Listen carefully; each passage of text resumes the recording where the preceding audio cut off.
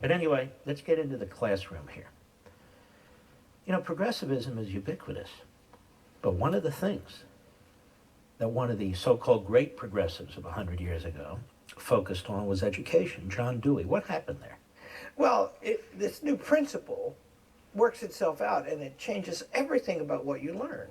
Because if the past is by definition obsolete, then you read it in a different way, not as seriously.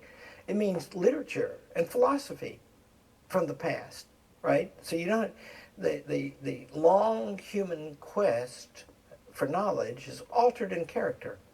Now, a second thing is in college, in school, you just need to learn two things. You need to learn the human skills, which are reasoning skills, reading, writing, arithmetic.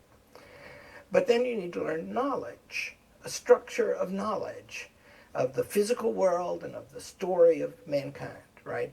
Well, that's all altered now, and even the skills part, right? We're always trying to invent a new way to teach reading. And you know, in any good school, every kindergartner learns to read.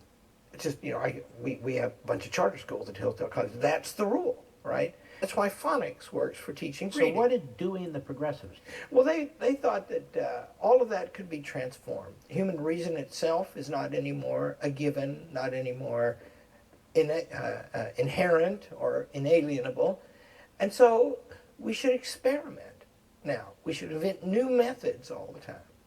And we should get, you know, faster and faster. And we should transform ourselves into something else. Not into a good one of these kinds of things, but into a different kind of thing. Whatever we want to make, see? And so that's why in the schools, did you know, more than half the people who work in the public schools are not school teachers. And that's a thing of recent development. Parents and communities that pay for all this, and it's their kids after all, have less and less say about That's right. it. So it's and see the legal licensing part of it, because progressivism comes into America from Germany through a few universities, spreads to others, and then spreads throughout the society, right? And so today, in most states, if you want to be a school teacher, you've got to get a certification that basically requires that you go to some department of education in a university, and they lay out, you know, and they don't teach you algebra. You're indoctrinated. They teach you algebra for teachers, Mm-hmm. which means you might not know all that much algebra, but you know processes of teaching. And so they're deliverers now, right? And the great thinkers at the top of the administrative state can pour in ideas, and they go along with teachers who are like conveyor belts and get to the students.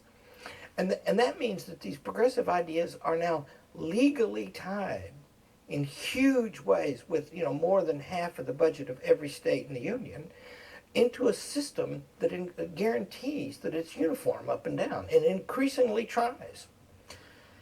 And the consequence is the sort of thing we saw the other day, where kids were leaving the schools to join in a march related to the Second Amendment or against the Second Amendment. And it develops groupthink. It develops the sort of situations we have on college campuses where certain people with certain points of views aren't able to speak. So we get groupthink and we get conformity, as you brought up earlier. When we come back, I want to explore